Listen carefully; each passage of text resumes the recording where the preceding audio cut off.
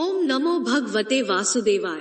हमारे YouTube channel अद्भुत ज्ञान गंगा पर आप सभी का हार्दिक स्वागत है। आज आप अधिमास या पुरुषोत्तम मास के महात्म्य के 9वें अध्याय की कथा सुनेंगे।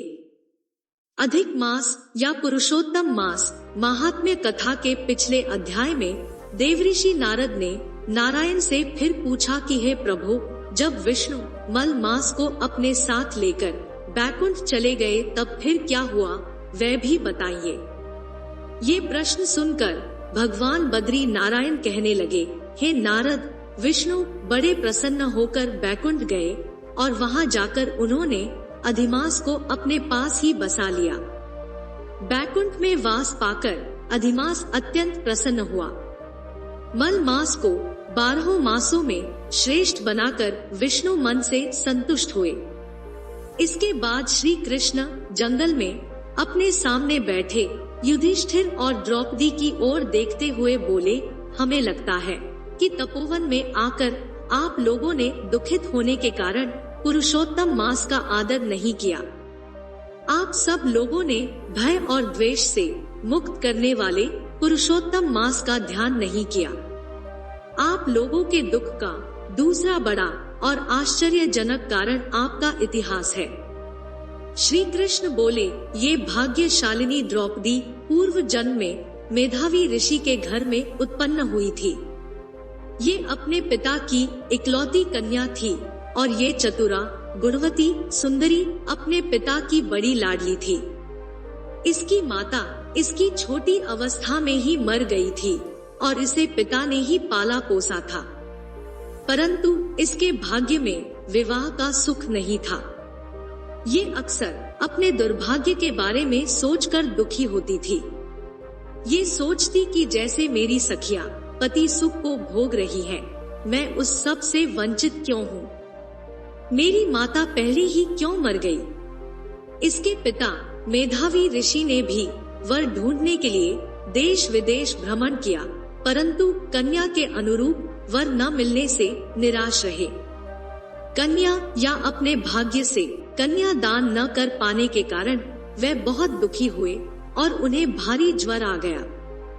ज्वर की ज्वाला से व्याकुल हुए किसी तरह घर में आए और आते ही पृथ्वी पर गिर पड़े।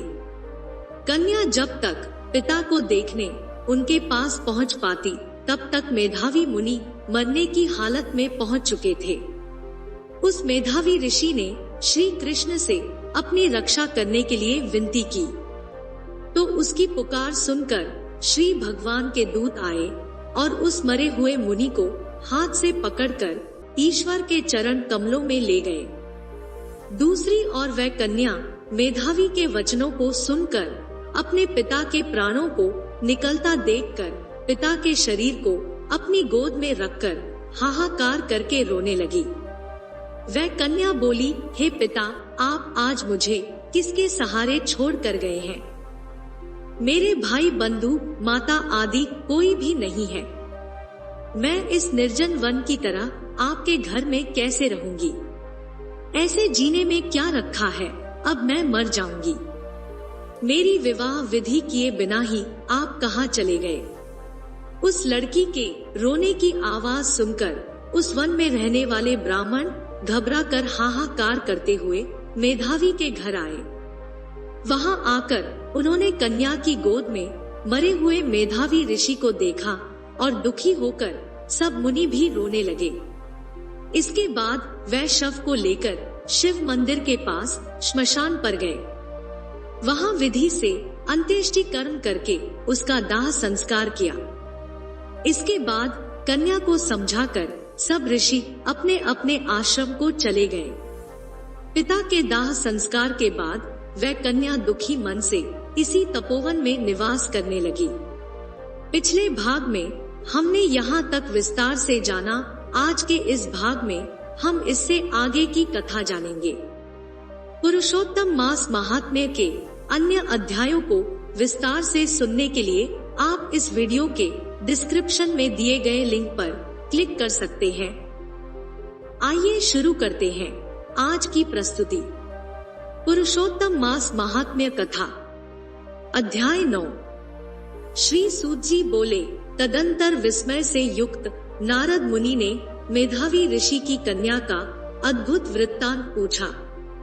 नारद जी बोले, हे मुने, उस तपोवन में मेधावी की कन्या ने बाद में क्या किया और किस मुनि श्रेष्ठ ने उसके साथ विवाह किया? श्री नारायण बोले, अपने पिता को स्मरण करते करते और उस घर में बराबर शोक करते करते उस कन्या का कुछ काल व्यतीत हुआ। युद्ध से भ्रष्ट हुई हरिणी की तरह घबराई, शून्य घर में रहने वाली, दुख रूप अग्नि से उठी हुई, भाव द्वारा बहते हुए, अश्रु नेत्र वाली, जलते हुए हृत कमल वाली, दुख से प्रतिक्षण गर्म श्वास लेने वाली, अति दीना, घिरी हुई सर्पिणी की तरह अपने घर में समृद्ध अपने दुख को सोचती और दुख से मुक्त होने के उपाय को ना देखती हुई, उस कृशोद्री को उसके शुभ भविष्य की प्रेरणा से सांत्वना देने के लिए उस वन में अपनी इच्छा से ही परक्रोधी, जिनको देखने से ही इंद्र भयभीत होते हैं, ऐसे जटा से व्याप्त साक्षात शंकर के समान भगवान दुर्वासा ऋषि आए। हे नारद, भगवान कृष्ण ने राजा युधिष्ठिर से कहा कि हे राजेंद्र, वह दुर्वासा आए जिसको कि आपकी माता कुंती ने बालपन में प्रसन्न किया था। तब उन सुपूजित महर्षि ने देवताओं को आकर्षण करने वाली विद्या उन्हें दी और हे भूपाल, जिन्होंने सब देवताओं से नमस्कार किए जाने वाले मुझको भी रुक्मिणी के साथ रथ में बैलों की जगह जोता। दुर्वासा को बैठाकर रथ खींचते हुए जब हम दोनों मार्ग चलने लगे, तब चलते चलते मार्ग में अति तीव्र प्यास से सूख गए थे।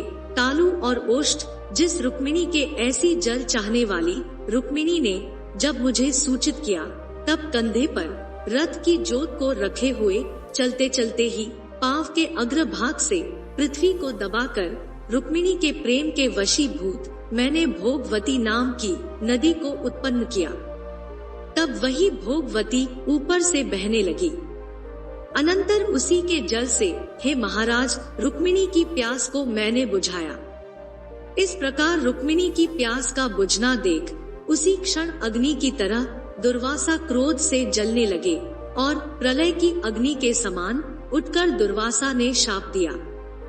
बोले, बड़ा आश्चर्य है हे श्री कृष्ण, रुक्मिणी तुमको सदा अत्यंत प्रिय है, इसलिए स्त्री के प्रेम से युक्त तुमने मेरी अवज्ञा कर अपना महत्व दिखलाते हुए इस प्रकार से उसे पानी पिलाया, इसलिए तुम दोनों का वियोग होगा, इस प्रकार उन्होंने शाप दिया था। हे युधिष्ठिर, वही यह दुर्वासा मुनि है। साक्षात रुद्र के अंश से उत्पन्न दूसरे काल रुद्र की तरह महर्षि अत्रि के उग्र तप रूप कल्प वृक्ष के दिव्य फल, पतिव्रताओं के सिर के रत्न, अनुसूया भगवती के गर्भ से उत्पन्न अत्यंत मेधा युक्त दुर्वासा नाम के ऋषि, अनेक तीर्थों के जल से भीगी हुई जटा से भूषित सिर वाले साक्षात तपो मूर्ति दुर्वासा ऋषि को आते देखकर कन्या ने शोक सागर से निकलकर धैर्य से मुनि के चरणों में प्रार्थना की।